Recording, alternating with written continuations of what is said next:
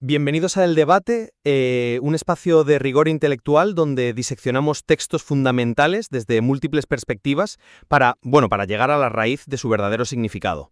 Exacto. Y hoy nuestro foco está puesto en el relato del Evangelio de Mateo, en concreto el capítulo 28, un texto que tiene una trascendencia innegable. Un texto brutal, la verdad. Y muy complejo. Totalmente, está repleto de capas. Y la pregunta central que nos convoca hoy es básicamente la siguiente. ¿Funciona esta narrativa de Mateo 28 principalmente como un texto de defensa histórica? O sea, lo que llamaríamos una herramienta de relaciones públicas de la época para refutar rumores sobre el robo de un cadáver. Claro. O por el contrario, que es lo que yo defiendo, si es un manifiesto centrado puramente en la transición hacia una autoridad cósmica universal. Eso es. Yo represento la postura de que este texto es un esfuerzo deliberado, meticulosamente estructurado por el autor para desmantelar la desinformación política de su contexto local. Y yo represento la postura de que esos elementos de defensa histórica son, en el mejor de los casos, un mero telón de fondo.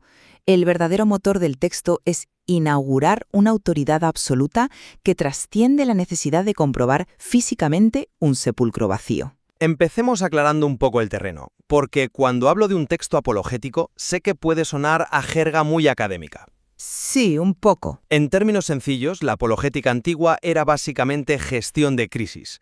Imaginaos por un momento que estamos en la típica sala de un gabinete de crisis gubernamental. Los teléfonos suenan sin parar, hay documentos por todas partes, y un grupo de asesores suda frío mientras intentan redactar de urgencia una nota de prensa para encubrir un desastre. Una escena de control de daños puramente terrenal. Exacto, control de daños puro y duro. Y cuando leo este capítulo, veo a un autor sumamente preocupado por una narrativa rival que estaba ganando terreno en las calles. Si nos fijamos en la atención que dedica a la Guardia Romana y al soborno, es asombroso. Ya, ¿te refieres a los versículos 12 a 14? Sí. Hay un momento clave donde los líderes religiosos se reúnen con los ancianos, tienen un problema enorme entre manos y deciden solucionarlo con dinero. Pagan a los soldados para que difundan una coartada muy concreta. Decir que los discípulos robaron el cuerpo por la noche, mientras ellos, los guardias, dormían. Eso es. E incluso les garantizan protección política por si el gobernador romano se entera. Mateo se acerca al oído de su lector del primer siglo y casi le susurra que ese rumor circula entre los judíos hasta el día de hoy. El autor está apagando un incendio mediático. A ver, entiendo perfectamente por dónde vas, y es innegable que esa subtrama está ahí, no lo discuto. Pero yo lo abordo desde un ángulo totalmente distinto. Creo que, al obsesionarnos con esa conspiración política de despacho, perdemos de vista el horizonte inmenso hacia el cual nos empuja el texto. ¿En qué sentido? Pues en que la verdadera intención de Mateo no reside en la tumba, ni en las intrigas locales de Jerusalén. Todo lo que ocurre en las escenas previas es simplemente una preparación del escenario para el destino final, que es la montaña en Galilea. Vale, pero no puedes negar el peso que tienen los soldados al principio. Es que piensa en cómo lidia con ellos. Son la élite militar, la máxima fuerza disuasoria de la época. ¿Y qué pasa con ellos? Bueno, se aterrorizan. De repente, ante la aparición del ángel, se ponen a temblar y se quedan, cito textualmente, como muertos. El autor anula a la superpotencia terrenal al instante. Sí, la ironía es fuerte ahí. Es que no lo hace para iniciar un debate histórico con ellos, sino para quitarlos de en medio. Los reduce a la impotencia absoluta para dar paso a la gran declaración que viene después, el «toda potestad me es dada». No nos pide que analicemos pruebas forenses, nos exige que levantemos la mirada. Es una imagen poderosa, la verdad.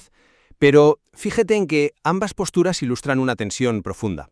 Los hechos no cambian, pero nuestra lectura de cuál es el motor principal sí lo hace. Claro. Para desentrañar esto, me gustaría profundizar en cómo el autor gestiona esa crisis de credibilidad.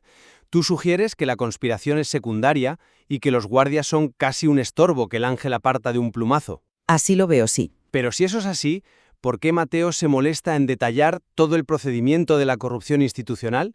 Es una radiografía perfecta de un encubrimiento gubernamental moderno. Ya, pero... Y hay un detalle crucial. Los líderes religiosos nunca niegan que la tumba esté vacía. Ese vacío no se discute. El problema es cómo explicarlo. Y la excusa que inventan es, lógicamente, un absurdo total. ¿Por qué dices que es un absurdo lógico? Hombre, porque si estás profundamente dormido, por definición, no puedes saber quién te robó nada. Ya, es bastante conveniente. Es ridículo. Es como ir a un juicio hoy en día y que el testigo principal diga: «Señoría, yo estaba roncando, pero le aseguro que fue el acusado quien se llevó el coche». Vale, entiendo la analogía. Al exponer este detalle, Mateo está desarticulando pieza por pieza la única línea de defensa política que tenían sus oponentes. Era su prioridad número 1 para dar viabilidad a su propio relato ante un público escéptico. Espera, déjame pararte ahí. Porque no te compro esa idea de que la prioridad número 1 sea desmontar la versión oficial. ¿Por qué no? Te explico por qué. Si el objetivo principal de Mateo fuera redactar un tratado de relaciones públicas para ganar a la élite política en un debate público, les habría otorgado cierta dignidad argumentativa. O sea, un enfrentamiento más directo. Exacto. Habría estructurado el relato para que Jesús, una vez resucitado, se plantara delante de Pilato o de los sumos sacerdotes a decirles: «Aquí estoy, vuestro soborno ha fallado». Bueno, eso habría sido espectacular, claro. Pero mira lo que realmente ocurre. La autoridad humana queda reducida a un chiste cósmico en cuestión de segundos. El ángel desciende con un aspecto deslumbrante, como un relámpago. Vestido de blanco, sí. Y con el acto más cotidiano del mundo, que es simplemente sentarse encima de la piedra que sellaba la tumba, neutraliza las fuerzas armadas. La ironía teológica que maneja el autor es brutal. Sí, eso es innegable. Los soldados, cuyo trabajo era vigilar a un muerto, son los que acaban en el suelo como muertos.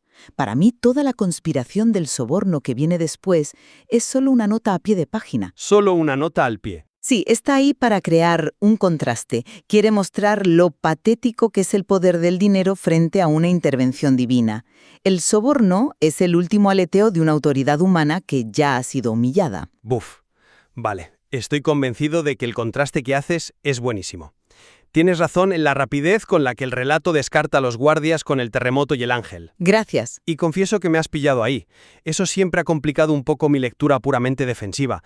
El ángel no debate, simplemente los fulmina. Exactamente. Sin embargo, si asumimos, como tú dices, que el encubrimiento político es irrelevante, tenemos que mirar a quiénes elige el autor como receptoras de la verdad. ¿Quiénes son? Las mujeres. María Magdalena y la otra María. Eso es. Y es aquí donde creo que la carga probatoria del texto, esa necesidad de evidencia dura, vuelve a brillar con una fuerza tremenda. Pero su papel apoya mi punto, ¿no crees? Ellas no actúan como detectives en la escena de un crimen. Espera, déjame darte mi perspectiva sobre eso, porque yo creo que sí se les da un papel probatorio. Si el objetivo fuera lanzar un manifiesto teológico abstracto, el encuentro podría haber sido una visión mística en sus casas. Una revelación espiritual, dices. Claro, un sueño profundo.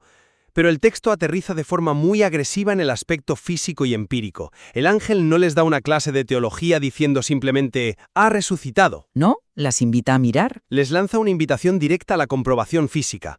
Venid, ved el lugar donde fue puesto. Las invita a entrar, a verificar el espacio vacío. Hay una necesidad imperiosa de validar el mundo real. A ver, es innegable que el ángel dice venid y ved, no te voy a quitar esa parte. Pero fíjate en el ritmo del texto en ese momento. ¿El ritmo? Sí, esa inspección del sepulcro es absolutamente transitoria. Dura un parpadeo. Nota cómo el autor acelera la acción inmediatamente después con una urgencia tremenda. Bueno, les dice que vayan a avisar. Les dice, id pronto y decid a sus discípulos. La tumba vacía no es un museo donde el ángel espere que saquen pergaminos y tomen apuntes forenses. Es solo una plataforma de lanzamiento. Vale, el mandato es rápido. Y el mandato no es de análisis histórico, es de proclamación. Más aún, vamos al momento en que se encuentran físicamente con Jesús en el camino. ¿Cuál es la reacción de las mujeres? Se postran ante él. Exacto. No le piden que les muestre las cicatrices, ni le hacen un interrogatorio de identidad. La reacción es de absoluta sumisión. Se aferran a sus pies y le adoran. El verbo aquí, adorar, es profundamente revelador. Es exactamente el mismo que se utilizará en el clímax final del capítulo. El autor no nos presenta a unas inspectoras de policía, nos presenta a las primeras mensajeras de un nuevo orden. Entiendo lo que dices sobre la urgencia y sobre la palabra adorar, pero siento que esa línea de razonamiento minimiza la parte más humana y cruda del encuentro, para elevarlo todo a una liturgia etérea. No es mi intención elevarlo a algo etéreo, pero el texto va hacia allá. Pero fíjate, justo en ese momento que mencionas, en medio de la adoración, ¿qué es lo primero que les dice Jesús? Les dice, no temáis. Sí. Si tú y yo nos encontramos con alguien que sabemos que ha sido ejecutado hace 3 días, no estaríamos pensando en la teología de la autoridad cósmica, estaríamos aterrados, Totalmente. sufriendo un choque psicológico brutal. Y el texto lo sabe. Al decirles, no temáis, Jesús interviene directamente en esa crisis sensorial. Valida la experiencia abrumadora de lo físico chocando con lo sobrenatural. Fíjate que le abrazan los pies, tocan pies físicos. Ya lo físico está presente. Sienten miedo, palpan un cuerpo, escuchan una voz que las tranquiliza. Todo este andamiaje físico es el que ancla el evento. El autor necesitaba desesperadamente que sus lectores entendieran que esto no fue una histeria colectiva. Sobre todo con los rumores que había. Exactamente. Sus lectores vivían en una comunidad donde el rumor de que el cuerpo fue robado seguía repitiéndose a diario. A ver, te concedo que el tacto y el miedo humano anclan el relato en la realidad. Estoy segura de que esa parte física importaba. Pero, a fin de cuentas, esas mismas instrucciones físicas no las invitan a quedarse en Jerusalén. No, van a Galilea. Las sacan fuera de la ciudad, lejos de donde está la supuesta evidencia. Y es ahí, en esa montaña de Galilea, lejos del Sanedrín, donde creo que el propósito final del texto rompe cualquier molde de defensa política local. Es un cambio de escenario importante, sí. Piensa en la magnitud de lo que Jesús declara allí. Haced discípulos a todas las naciones. Para una pequeña secta de seguidores judíos en el siglo I, decir que su misión abarca el mundo entero es un salto mental incomprensible. Es una escala brutal. No les dice, id y convenced a Pilato de que estoy vivo. Les dice que bauticen, que enseñen, y culmina con una promesa inabarcable. Yo estoy con vosotros todos los días, hasta el fin del mundo. Quien escribe esto no está atrapado debatiendo rumores de robos de cadáveres. Está levantando el acta fundacional de un movimiento sin fronteras. Vale, llegamos a Galilea. Y aquí es donde tengo que decirte que la genialidad del texto brilla a favor de mi argumento, precisamente en medio de ese discurso inmenso. ¿Ah, sí? ¿En qué sentido? Es probablemente mi parte favorita de todo el capítulo. El escenario es majestuoso, como tú lo pintas. Tenemos a Jesús a punto de dar el mandato más grande de la historia, y sin embargo el autor inserta un detalle que me parece alucinante. ¿Te refieres a la duda? Sí, dice explícitamente, y cuando le vieron, le adoraron, pero algunos dudaban. Piénsalo bien. Si este capítulo es un manifiesto triunfal diseñado puramente para establecer una autoridad cósmica indiscutible, Ya veo por dónde vas. ¿por qué demonios ibas a admitir por escrito que algunos de los mismísimos líderes fundadores tenían dudas viéndole en persona? Si estás escribiendo propaganda de poder, eso es un fallo garrafal. A menos que sirva a otro propósito.